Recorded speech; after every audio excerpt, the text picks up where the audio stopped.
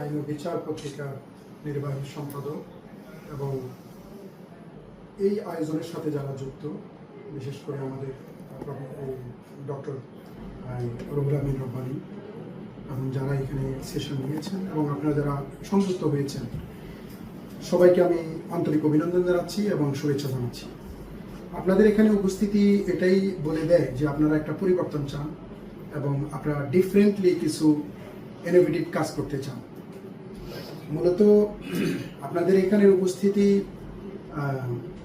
শুধু এটা বলে দেয় না যে আপনারা একটা নতুন সিদ্ধান্ত নিতে যাচ্ছেন, পাশাপাশি আমরা খুবই আশাবাদী হই এই ধরনের আয়োজন দেখলে দূর থেকে, যে সমস্ত রিসার্চ গ্যাপগুলো আছে ওখানে নতুন করে কেউ মনোযোগ দিচ্ছে, নতুন করে উম্মার সেবায় বৃহত্তর কল্যাণে গুরুত্বপূর্ণ সময়কে সে নিবেদন করার জন্য সিদ্ধান্ত গ্রহণ করেছে।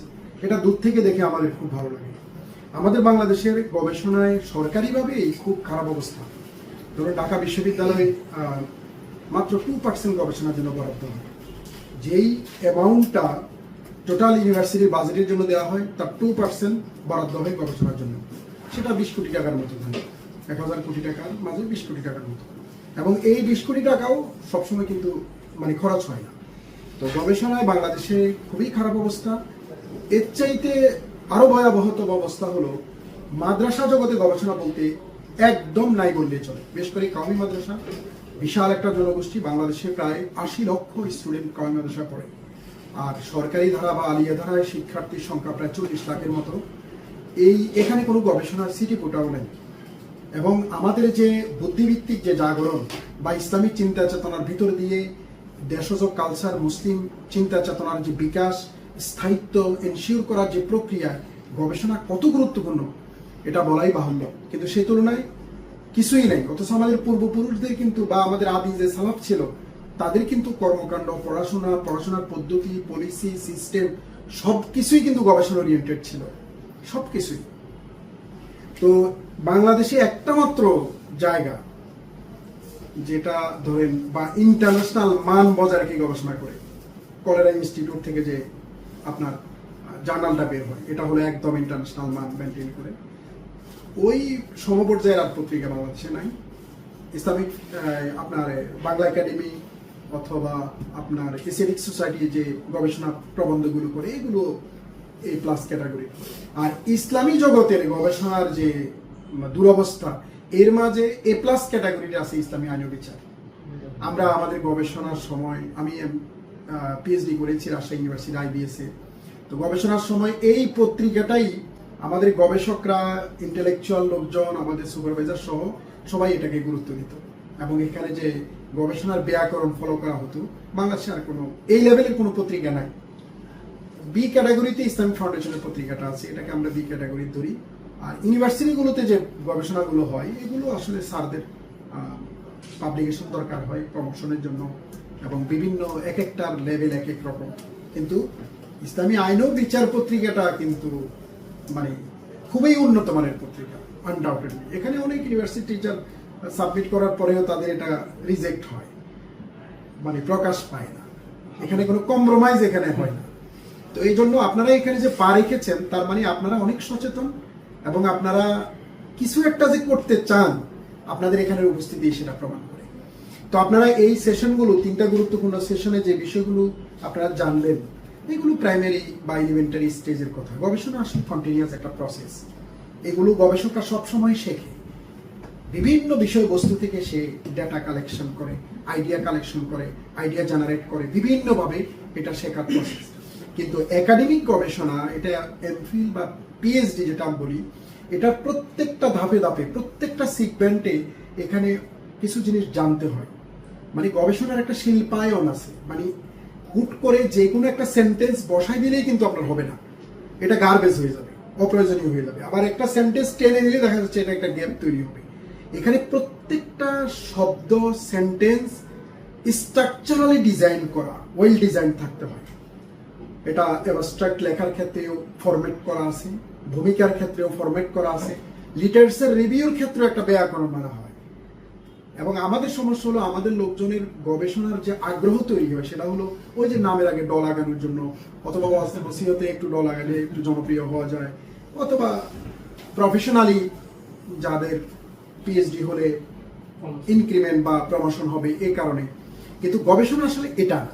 গবেষণা একটা নেশা, যে আপনার ভেতরগত লং টাইম লাইফ লং জার্নিতে ভেতরগত চেতনায় আপনি একটা ক্ষুধা অনুভব করে কোনো একটা জিনিসের প্রতি মোহগ্রস্ততা, এটার ভিতর থেকে গবেষণার চেতনাটার উন্মেষ ঘটে। এজন্য আমরা বলি, কোনো লোক যদি গবেষণা নিয়ে কথা বলে যে আপনার ইন্টারেস্ট ফিল্ড কি, যেমন একটা লোকের হাদিস ইন্টারেস্ট ফিল্ড, বা একটা লোকের কোরআন ইন্টারেস্ট ফিল্ড, বা হিস্ট্রি ইন্টারেস্ট ফিল্ড। একটা হলো ইন্টারেস্ট ফিল্ড, আর একটা হলো ইন্টারেস্ট ফিল্ডের স্পেসিফিক বিষয় কি নিয়ে কাজ করতে চান।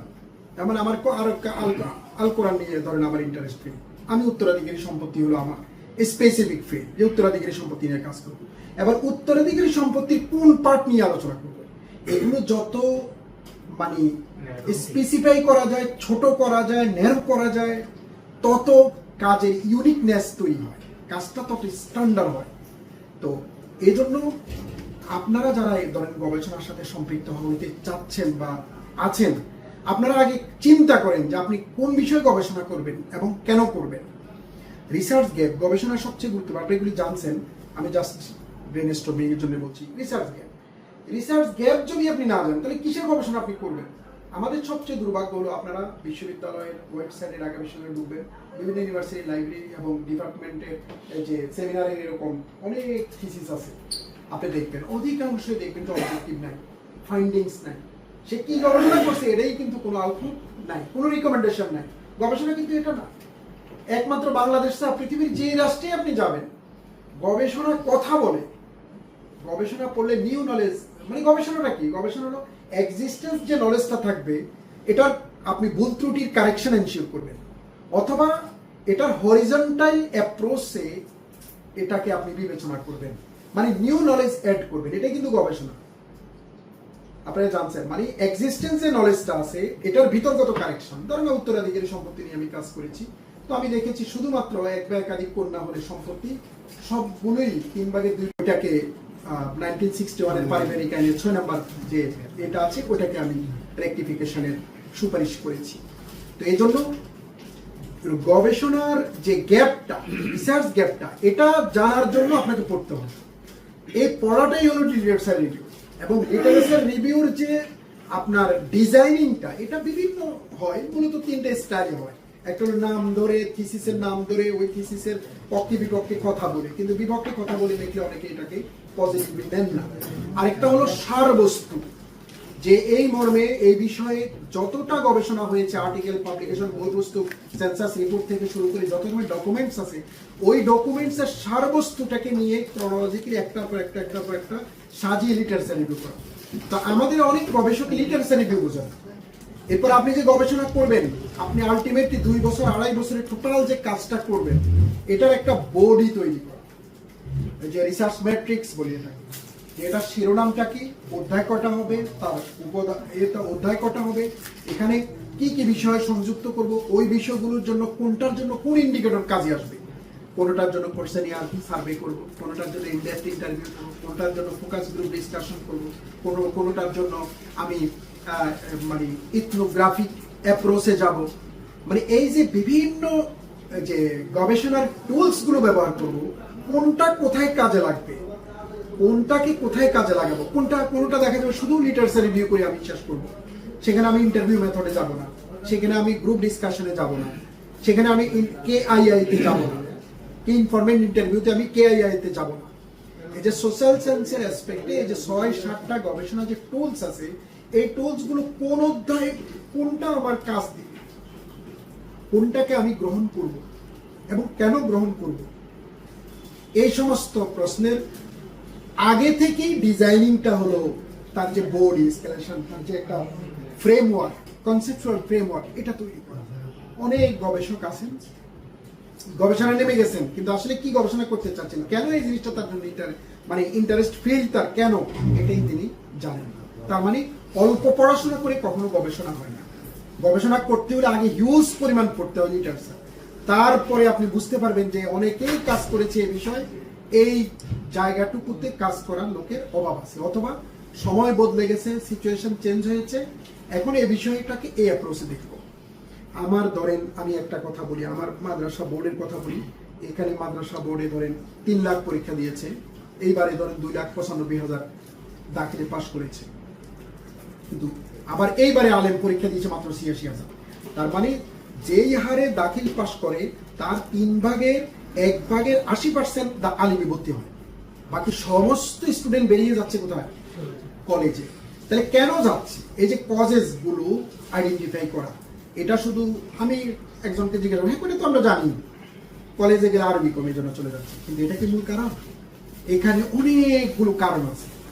এইগুলোর জন্য স্টুডেন্টদের মতামত, অভিভাবকদের মতামত, ইন্টেলেকচুয়াল লোকদের মতামত, তারপরে বিভিন্ন শ্রেণী পেশার মানুষ এবং রাষ্ট্র এই শিক্ষা ব্যবস্থাকে কোন বিবেচনায়, চাকরি, কেরিয়ার গঠন, চাকরির সুবিধা, ফ্যাসিলিটি, এই জন্য বিভিন্ন ইন্ডিকেটর গুলো অ্যানালাইসিস করে যখন আমি একটা সিদ্ধান্তে উপনীত হচ্ছি, তখন হচ্ছে এটা গবেষণা। এবং এটা তখন দেখা যাচ্ছে এটার একটা মানে আউটপুট, আমি এটাকে কাজে লাগাতে পারতেছি, ফিডব্যাকটা কাজে লাগাতে পারতেছি। তো এই জন্য গবেষণা হওয়া দরকার আসলে একদম বাস্তবধর্মী, হাওয়াই না। আমাদের গত 30 বছরে যে গবেষণাগুলো বিশ্ববিদ্যালয় হয়েছে, অধিকাংশ হয়েছে জীবনী বেসড, বাংলাদেশ ইসলাম প্রচার, সুফি তরিকার প্রচার, বিভিন্ন মানে হালকার উপর জাপসা লিটারেচার বেসড। কিন্তু রিয়েল গবেষক যেমন আনোয়ার কবিরের কথা যদি বলি, কুষ্টিয়ার যে আমাদের ছিল, সে লালনের আখড়ায় 6 মাস টানা 1 বছর টানা আছে ইথনোগ্রাফিক স্টাইলে গবেষণা। সে লালনের ভক্ত হয়েছে, মুরিদ হয়েছে, ওখানে জপেছে, থেকেছে, ওখান থেকে কথা বের করে নিয়ে আসছে। এই যে লেগে থাকা, আমরা এখন যাকাত নিয়ে সবাই গবেষণা করে কিভাবে, লিটারেচার রিভিউ। যাকাত একটি আরবি শব্দ, তার মূল ধাতু জাকিরুন, পবিত্রতা, বাস যাকাত নিয়ে অর্থনৈতিক কাজ কি, লিটারেচার রিভিউ, সব লিটারেচার রিভিউ, বই আছে, এটা মার্কেটে, বই মার্কেটে আছে। তাহলে যাকাত নিয়ে আপনি কাজ করলে আপনি 2টা গ্রাম ধরবেন, আপনি শহরের 2টা ওয়ার্ড, গ্রামের 2টা ওয়ার্ড, এবং কেন ঢাকা শহরের 2টা ওয়ার্ড নিলেন এটার জাস্টিফিকেশন আপনাকে ওই যে গবেষণা প্রস্তাবনা এটা আপনাকে বলতে হবে, আপনি কেন এই 2টা গ্রাম ঢাকা শহরের অমুক জায়গা থেকে কেন নিলেন, অমুক জায়গা থেকে কেন নিলেন না, এইগুলো জাস্টিফাই করে তখন হবে কি, আপনি কোশ্চেনিয়ার সার্ভে করে আপনি দেখবেন অ্যাকচুয়ালি একটা গ্রামে কত লোক 5 ওয়াক্ত নামাজ পড়ে, কত লোক আসলে কোরআন পড়তে পারে, কোরআন পড়তে পারার অর্থটা কি, এটা কি আসলে অর্থ সহ পড়ে নাকি রমজানে পড়ে সওয়াবের আশায়। গবেষণা তৃণমূল পর্যায়ে চলে যাওয়া দরকার, গবেষণার কথা বলা দরকার, বই হওয়া দরকার, গবেষণায় আমাদের মনোজগতে পরিবর্তন আনা দরকার, শুধু ডিগ্রি না। কিন্তু দুর্ভাগ্য হলো যত গবেষক গেছে 95% গবেষকের গবেষণা আলমারিতে আছে, কারণ ওইটা উনি পরবর্তীতে এটা কাউকে দেখাতে আর সাহস করেনি, বুঝতে পারছি। আর এখন প্লেজারিজমের কথা আপনারা জানেন, ওই যে রিসার্চ ইথিক্স আছে, যে কারো তথ্য নিলে, তথ্য নেওয়ার আগে, কোশ্চেনিয়ার সার্ভে করার আগে এখানে রিসার্চ ইথিক্স মেনটেন করতে হয়। এটা গ্লোবালি এটা স্বীকৃত পন্থা, আমাদের দেশে এটার প্র্যাকটিস কম। তো এই জন্য রিসার্চ ইথিক্স যদি আপনি না মানেন, কাট পেস্ট হবে, কত পার্সেন্ট হবে, প্লেজারিজমে কত পার্সেন্ট হবে। এখন কিন্তু বাংলা প্লেজারিজমের সফটওয়্যার আসছে, আপনারা জানেন হয়তো। আমার থিসিস গিয়েছিল আসানসোল ইউনিভার্সিটি, দেখা গেল 11%, এটা 30% পর্যন্ত প্লেজারিজম আপনার বৈধ। তো 11% আসছে, এর মাঝে আইন ও বিচার পত্রিকা তো ইন্টারন্যাশনাল পত্রিকা, এটাই আমার 2টা আর্টিকেল আসছে, ঘটনাক্রমে আমার আর্টিকেলে আসছে আমার মানে এতে নকল করছি, তো পরে তো দেখা যাচ্ছে যে 11%। তো এই জন্য আমি মনে করি আপনারা যে সিদ্ধান্ত নিয়েছেন এটা ঐতিহাসিক সিদ্ধান্ত। গবেষণা একদম এক্সপেরিমেন্টাল অ্যাপ্রোচে গবেষণা হবে, এবং গবেষণার ব্যাকরণ আগে জানবেন, আগে শিখবেন, গবেষণা কিভাবে করতে হয়, এটার জন্য টাইম নেন। আপনার ইন্টারেস্ট ফিল্ডের উপরে 100-200 বই কিনেন, টানা পড়েন, দেখবেন যে তখন যেটা লেখেন এটাই কবিতা হয়ে যাবে। লিখতে লিখতে শব্দ খুঁজতে হবে না, হঠাৎ করে আপনাকে কাগজ কলম দিলে আপনি 2-3টা সেন্টেন্স লিখে গবেষণা হবে না, তো হতাশ হতে পারে। যখন আপনি হিউজ পরিমাণ নলেজ নেবেন একটা বিষয়ের উপরে, তখন যেই কথা বলবেন দেখবেন যে এটাই খুব চমৎকার, আকর্ষণীয়, লোভনীয়, কামনীয়, প্রেমপূর্ণ শব্দ, মানে যেই কথা বলবেন এটাই দেখবেন যে আসল কথা। এই জন্য হিউজ পরিমাণে পড়তে হবে। এবং আমরা এতটা উৎকর্ষিত জাতি ছিলাম, আমি জাস্ট 2 মিনিটে আমার বক্তব্য শেষ করে দেব। 1270 খ্রিস্টাব্দ দিল্লির সুলতানাতের দায়িত্বে ছিলেন গিয়াসউদ্দিন বলবন। তিনি সেখানের উজবেকিস্তান থেকে আসা 10 বছরের জবরদস্ত এক আলেম, বুজুর্গ ব্যক্তি, তাকে সোনারগাঁ নিয়ে পাঠিয়েছেন। সোনারগাঁ সুলতানি আমলের রাজধানী ছিল, এখানে ঈশা খাঁ গোয়া ছুটাতেন। ইবনে বতুতা এই অঞ্চলের মানুষের জীবনযাপন এবং তাদের সহজ সরল জীবনযাপন, ধর্মীয় আচার অনুষ্ঠানের চিত্রায়ন করেছেন। এখানে ইবনে বতুতা তার ওই ভ্রমণকারীতে এটাও লিখেছেন যে সোনারগাঁয়ের পড়াশোনাটা তখন ইন্টিগ্রেটেড ছিল। এখানে অ্যাস্ট্রোলজি পড়ানো হতো, ফিজিক্স, কেমিস্ট্রি, রসায়ন, ভূগোল এবং কুতুবি সিত্তা পড়ানো হতো। বুঝতে পেরেছেন কথাটা? মানে কি চমৎকার পড়া। এবং 1502 খ্রিস্টাব্দে আলাউদ্দিন হোসেন শাহের আমলে গৌড়ের ফিরোজপুরে, রাজধানী ছিল, গৌড়ের ফিরোজপুরে দাসবাড়ি মাদ্রাসা প্রতিষ্ঠিত করেছেন। এই চাঁপাইনবাবগঞ্জের সোনা মসজিদ থেকে মাত্র 2.5 কিলোমিটার, শিবগঞ্জ জেলা থানার সোনা মসজিদের 2.5 কিলোমিটার উত্তর দক্ষিণ দিকে দাসবাড়ি মাদ্রাসায় ইয়াজউদ্দিন আল বখশি তিনি কুতুবি সিত্তা হাতে লিখতেন এবং এখানে হাজার হাজার মানুষ পড়াশোনা করতেন। এটা প্রথম ইউনিভার্সিটি ভারতীয় উপমহাদেশে, তখনও নালন্দার জন্ম হয় না, এত মানুষ এখানে পড়াশোনা করত এবং এটা ইন্টিগ্রেটেড ছিল। এটা শুধু থিওলজির অ্যাসপেক্টে এটাকে ডিজাইন করা হয়নি, এটার কারিকুলামটা এত স্ট্যান্ডার্ড ছিল। এই যে কলেজ সাধারণ শিক্ষা দ্বারা, এটা জন্ম তো সেদিন 1801 সাল ফোর্ট উইলিয়াম প্রতিষ্ঠিত হয়েছে। বন্দর, পোর্ট, কেন? ওই পোর্টের কর্মরত কর্মকর্তা কর্মচারীদের ছেলে মেয়েদেরকে পড়ানোর জন্য। এবং এই দেশ শাসন করবে ব্রিটিশরা। তো ব্রিটিশরা যে শাসন করবে তারা কিছু চাপরাশি তৈরি করবে যারা ইংরেজি জানবে, এটার জন্য ফোর্ট উইলিয়াম কলেজ প্রতিষ্ঠিত হয়েছে। এর আগে কলেজ শব্দটা ভারতীয় উপমহাদেশে ছিল না। এখানে মুসলমানদের বাচ্চাদের যাদের বয়স 4 বছর 4 মাস 4 দিন হতো, তারা মুক্তবে ইমাম হুজুরের কাছে যাইতো, সূরা আলাকের 5 আয়াত করে তাদেরকে ফু দিতেন, একটা খেজুর চাবিয়ে তাদের মুখে ঢুকে দিতেন, পড়াশোনার যাত্রা শুরু হতো। ইয়ার মল্লিক ব্রিটিশ কলোনিয়াল বেঙ্গল তিনি সেখানে বলেছেন 148 পৃষ্ঠা যে এডুকেশন এন্ড রিলিজিয়ন একই জায়গা থেকে চলতো, মানে একই জায়গা থেকে এডুকেশন এন্ড রিলিজিয়ন চলতো। কিন্তু আমরা এডুকেশনের জন্য একরকম শিক্ষা ব্যবস্থা করছি, রিলিজিয়নের জন্য আরেক রকম শিক্ষা ব্যবস্থা করছি। এবং এই 71 সাল থেকে 73-75 সাল পর্যন্ত বাংলাদেশে 30,000 আলেম ওলামাকে হত্যা করা হয়েছে। এটা নিয়ে জামাত ইসলামী বা ইসলামী দলগুলো কোনো কথা কোনোদিন বলেনি, এটা নিয়ে কোনো লেখাও নেই, কোনো গবেষণা নেই। এবং এই ভারতীয় উপমহাদেশ না, শুধু হাজার বছরের মুসলমানদের ইতিহাস, আলোকিত ইতিহাস।